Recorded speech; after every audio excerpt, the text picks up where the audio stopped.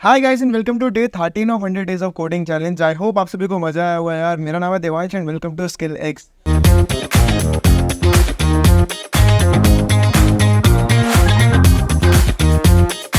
तो दोस्तों यार अभी तक हम 13 दिन अपने कंप्लीट कर चुके हैं, मतलब हमारे 2 हफ्ते एटलीस्ट अब कल पूरे हो जाएंगे हमारे 2 हफ्ते इस कोर्स को करते करते। And thank you so much यार आपका इतना सब कुछ प्यार दिखाने के लिए। हमने अपनी HTML खत्म कर लिया। आज आप बोलोगे भाई ये वाइट स्क्रीन कहाँ दिख रही है, तू तो आज कुछ नया पढ़ाने वाला था। हाँ, नया पढ़ाने वाला हूँ। तो बात करने वाला हूँ यार आज मैं CSS के बारे में। CSS होता क्या है, सबसे पहले हेडिंग डाल लेते हैं पर CSS। यार हैंड राइटिंग थोड़ी सी खराब है, आज आपको हैंड राइटिंग मैनेज करनी पड़ेगी। CSS की फुल फॉर्म क्या होती है आप सभी को पता होगा। CSS की फुल फॉर्म होती है कैस्केडिंग स्टाइल शीट। यार मैं शुरू से बोलता हुआ आ रहा हूँ, कई बार कुछ होता था, याद हो अगर आपको, जब हमने पढ़ा था इमेजेस के बारे में, एंकर टैग भी पढ़ा था हमने उस दिन और इमेज टैग भी पढ़ा था। इमेज में मैंने आपको बताया था हम इमेज यहाँ से मैंने आपको बताया था हम क्रॉप कर सकते हैं, बट मैंने आपको ये भी बोला था कि हम दूसरे तरीके हैं हमारे पास, हम CSS का यूज़ करके हम HTML को यूज़ नहीं करते हैं इमेज को डायमेंशन चेंज करने के लिए या फिर स्टाइलिंग करने के लिए। हम एक लैंग्वेज यूज़ करते हैं CSS। आज से हम उसी के बारे में बात करना चालू कर रहे हैं। ठीक है जी। CSS का पहले मैं आपको यूज़ बता दूँ CSS कहाँ काम आती है। भाई raw HTML sheet. Raw HTML sheets क्या होती है, अभी तक हमने जितने भी शीट बनाई थी वो सारी रॉ HTML शीट थी। आपने देखा सिर्फ उनका स्ट्रक्चर दिख रहा था। तो जितनी भी रॉ HTML शीट होती है उनका स्ट्रक्चर दिखता है, तो उनको स्टाइल करने का काम आती है। रॉ HTML शीट्स को स्टाइल करने का काम आती है। ठीक है, उसके बाद किस लिए काम आती है, हम कोई वेबसाइट बना देते हैं कभी, तो वेबसाइट में स्टाइलिंग में काम आती है। वेबसाइट हमारी मॉडर्न लगनी चाहिए, हमारी मॉडर्न लगनी चाहिए वेबसाइट, तो उसके लिए काम आती है। ठीक है, ये सब तो समझ में आता है। CSS हम प्रेजेंटेशन के लिए यूज़ करते हैं, है ना। CSS को यूज़ करके हम वेबसाइट की प्रेजेंटेशन को बढ़ा देते हैं। परफेक्ट जी, परफेक्ट, समझ में आया। CSS के बारे में यार जितना मैं बोलूँ उतना कम है। सो बेसिकली CSS को अगर मैं कुछ 2 अक्षर में बोलूँ ना भाई, हमने HTML बनाना सीख लिया, अब हम गाड़ी के ऊपर भाई थोड़े बहुत कलर कर रहे हैं, थोड़े बहुत हम बॉडी के पार्ट्स लगा रहे हैं। अभी तक हमने कार बना लिया, कार के ऊपर हम बम्पर लगा रहे हैं, कलर्स कर रहे हैं, कुछ छोटे मोटे वो कर रहे हैं, क्या बोलते हैं, शीशे लगा रहे हैं, विंड स्क्रीन लगा रहे हैं। सो ये सारा काम होता है, ये सब क्या करता है, ये सब करता है CSS। समझ में आ रहा है इतना? ठीक है बॉस। और हाँ यार, अगर आप तक अभी भी अगर आपने इस प्लेलिस्ट को सेव नहीं करा तो यार इस प्लेलिस्ट को सेव कर लेना। देखो कल तक यानी डे 12 तक हमने खत्म कर लिया हमने मास्टरिंग सिमेंटिक टैग, हमारा लास्ट टॉपिक था, और यहाँ लिखा है हमने HTML डन, हमारा HTML हम पूरा कर चुके हैं। और अब हम बात कर रहे हैं यहाँ पर किसके बारे में, CSS के बारे में आज से। परफेक्ट जी, परफेक्ट देवांश भाई। ठीक है, CSS समझ में आ गया कि हम डिज़ाइनिंग के लिए यूज़ करते हैं। तो क्या जैसे HTML में बॉयलर प्लेट कोड होगा, वैसे CSS में भी क्या एक बॉयलर प्लेट कोड होगा। हमें बॉडी के अंदर सामान लिखना है, टैग के अंदर सामान लिखना है, भाई होगा बॉयलर प्लेट कोड। बट अभी हम यहाँ को एक सिंपल एक सिंटैक्स की बात करते हैं। हमारा बेसिक सिंटैक्स क्या दिखता है CSS का। देखो मैं अभी यहाँ कुछ बहुत अजीब सी चीज़ें लिखने वाला हूँ, फिर मैं आपको चीज़ समझाऊंगा। मैं एक बार लिख देता हूँ, कलर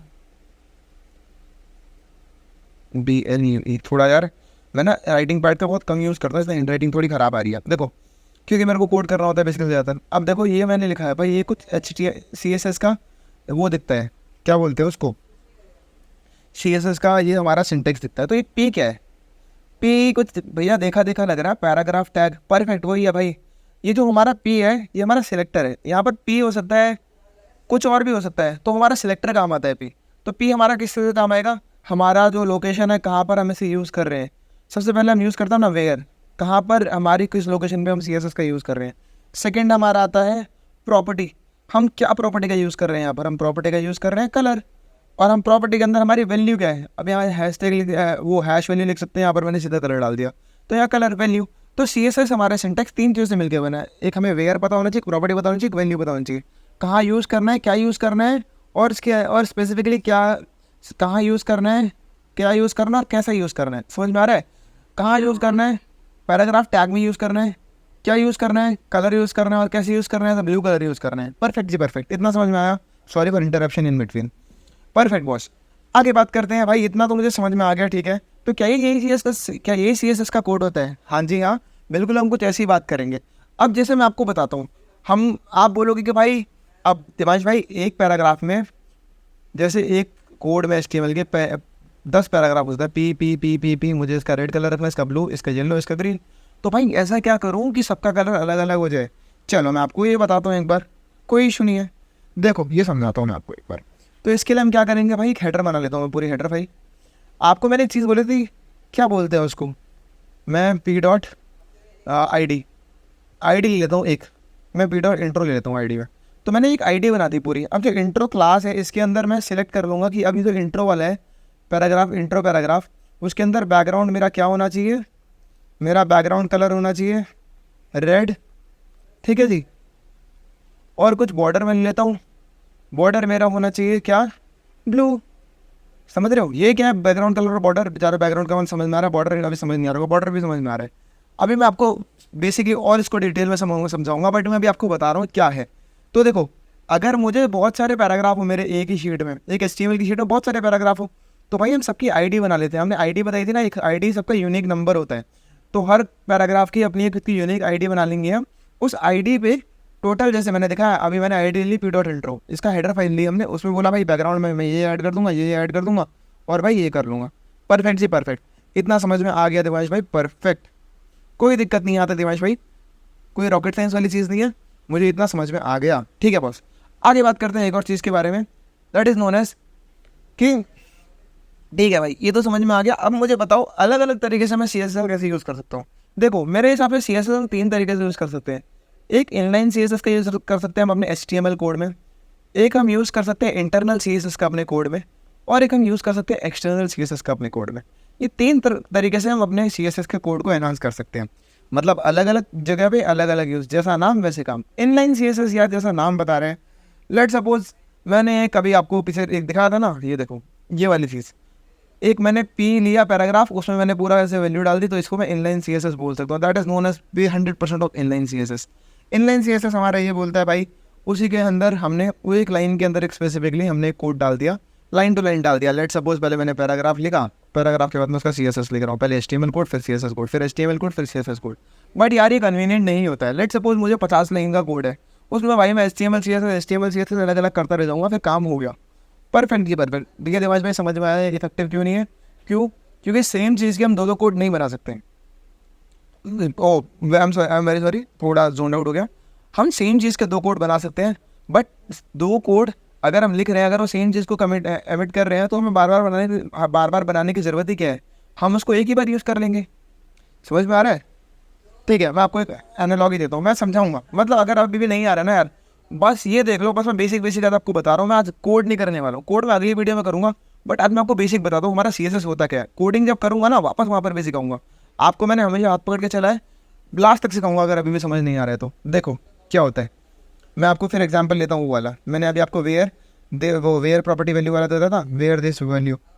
ठीक है, अब मैं आपको एग्जांपल लेता हूँ। मैं P ले लेता हूँ वापस यहाँ पर, उसमें कलर ले लेता हूँ, और कलर को मैं ब्लू लिख देता हूँ। ये कलर की स्पेलिंग है गलत लिख रहा हूँ मैं, मतलब अमेरिकन इंग्लिश वाली लिख रहा हूँ, और ये यूज़ नहीं होती है। आगे देखो, P अपना पैराग्राफ टैग, इनलाइन CSS का एग्जांपल दे रहा हूँ मैं भी आपको। पैराग्राफ टैग में मैंने डायरेक्ट डाल दिया कि भाई कलर डाल दो ये और ये डाल दो, इसको इनलाइन टैग बोलते हैं, सिंपल। अभी भी समझ नहीं आया तो एक और बार देख लो। मैंने HTML का कोड लिखा था कुछ P, और इसके बाद मैंने ये लिख दिया। अब तो समझ में आ गया, परफेक्ट भाई दिवांश, अब समझ में आ चुका है। अगली चीज़ के बारे में बात करता हूँ मैं आपसे, इंटरनल CSS क्या होता है। इंटरनल CSS, इसमें क्या करते हैं ना भाई, पूरा एक आईडी या फिर एक क्लास बनाते हैं। ठीक है दिवांश भाई, आपने एक आईडी और एक क्लास बनाई। अब उस आईडी और क्लास का पता है क्या करते हैं, एक CSS के कोड में उसको हम डाल देते हैं। पूरा CSS का कोड बन जाता है। मैंने आपको पीछे एग्जांपल दिया था। लेट सपोज मैंने एक आईडी बनाई है वापस कोई इंट्रो नाम से, मैंने पूरी बना दी, क्या बोलते हैं, मैंने एक बना दी P.intro। उसके अंदर मैं सारी वैल्यू फिर डाल दूँ। जैसे बैकग्राउंड वैल्यू मैंने ली BG कलर ले लिया, बैकग्राउंड कलर शॉर्टकट लिख रहा हूँ मैं, रेड। बॉर्डर मैंने ले लिया, बॉर्डर रेडियस ले रहा हूँ इस बार मैं, बॉर्डर रेडियस मैंने लिया ग्रीन। परफेक्ट, ये होता है मेरा CSS का कोड।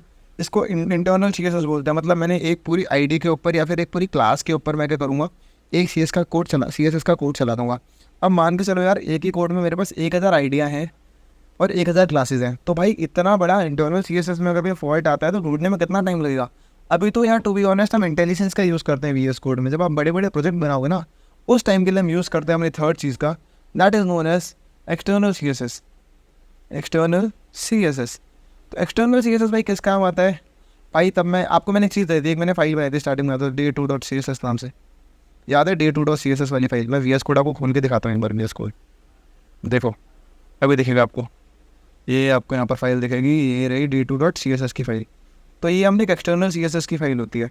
अभी किस काम आती है मैं आपको बताता हूँ। एक एक्सटर्नल CSS की फाइल बनाएंगे और हम एक अपनी HTML की फाइल बनाएंगे। अब उन दोनों को हम क्या करेंगे, उन दोनों को हम लिंक कर देंगे, ठीक है। अगर मुझे कुछ कोड में एरर दिखता है CSS के, तो CSS की फाइल में जाकर ठीक कर दूंगा, कुछ HTML में दिखता है HTML में कोड कर दूंगा। This is the most convenient method which is used by everyone. मैं भी आपको इस चीज़ की धीरे धीरे करके आदत डलवाने की ट्राई करूँगा। अभी तो हम कुछ प्रोजेक्ट भी बनाएंगे CSS में। CSS बहुत लंबा खींचने वाला है भाई, मान के चलो। मैं ट्राई करूँगा यार कि 30 दिन के अंदर खत्म कर दो CSS। 30 दिन का very great period for the CSS to be honest. मैं अभी भी जेन्युइनली बोल रहा हूँ, 30 दिन भी बहुत ज़्यादा बोल रहा हूँ। मैं ट्राई करूँगा उससे भी कम में खत्म कर दूँ अगर CSS कर पाऊँ तो। CSS में मैं प्रोजेक्ट आपको बना के सिखाना चालू कर दूँगा। समझ में आया भाई एक्सटर्नल CSS क्या होता है? कोई बहुत रॉकेट साइंस वाली चीज़ नहीं है। मतलब थोड़ी सी कुछ अलग अलग चीज़ें हैं तीनों, कि इनके तीनों के बिल्कुल अलग अलग काम है भाई। एक इसलिए काम होता है, एक उसी लाइन में कोड लिख दो, जैसे आपने P का कोड लिखा उसी के नीचे अपना कोड लिख दो। एक हमारा काम आता है पूरी क्लास या ID का कोड लिखने के लिए। लास्ट काम आता है भाई 2 अलग अलग फाइल्स बना लो, फिर दोनों को एक साथ लिंक कर दो, लिंकिंग करके ख़त्म। परफेक्ट से परफेक्ट, ये 3 चीज़ें मेरे को समझ में आ गई। आज और क्या बात करता हूँ CSS के बारे में। भाई कुछ नहीं करना है, आपने देखा ना, आप HTML सीख चुके हो। मैंने अभी तक आपको HTML करा दिया, अब मैं CSS करा रहा हूँ, फिर मैं JS कराऊँगा। तो मैं फ्रंट एंड आपका ख़त्म कर दूँगा, या मेरा फ्रंट एंड ख़त्म हो जाएगा। फिर मैं अपना MongoDB, ठीक है, Node.js, मैं आपको ये सब कराऊंगा जो मेरे बैकएंड में आते हैं, और बैकएंड में ख़त्म कर दूंगा। देखो HTML मैंने आपको सिखा दिया है। HTML में आपको 70% सिखा के चल रहा हूँ, 70 to 80% मैंने आपको HTML करा दिया है। इतना ही रिक्वायरमेंट है अभी। दिमाग फट बोल रहा है तो बात मारो, ज़्यादा सीखोगे कोई फ़ायदा नहीं है। मतलब आना चाहिए यार, मैं तो बोल रहा हूँ, पढ़ाई का कोई एंड नहीं है यार। 110% सीख लो मेरी तरफ से तो। बट मैं आपको यहाँ वेबसाइट बनाना सिखा रहा हूँ, इतना आपको समझ में आ रहा होगा। CSS में ट्राई करूँगा भाई मैं आपको 70% सिखा दूँ, और ये मैं आपको JS 75% सिखा दूँ यार। JS थोड़ा लॉजिकल बिल्डिंग होता है, तो मैं आपको थोड़ा ज़्यादा सिखा दूँ। परफेक्ट जी परफेक्ट। छोटी छोटी चीज़ें हम पकड़ के चल रहे हैं इस कोर्स में। आई होप आपको हमारे वीडियोस में मज़ा आ रहा होगा यार। अगर इन वीडियोस को देखने में आपको मज़ा आ रहा है, हमारे चैनल को सब्सक्राइब करिए यार। और कल हाँ मेरे 100 सब्सक्राइबर हो गए थे, बट पता नहीं किसी ने अनसब्सक्राइब कर दिया। तो फिर जब ये वीडियो रिकॉर्ड कर रहा हूँ तो फिर 97 सब्सक्राइबर है। Thank you so much for your time guys. मज़ा आ रहा है मेरे लिए, मुझे मज़ा आ रहा है आपके लिए कोर्स बनाकर, और आपको भी मज़ा आ रहा है शायद ये कोर्स देखने में, मुझे ये दिख रहा है। Thank you so much guys, मिलते हैं डे 14 पर।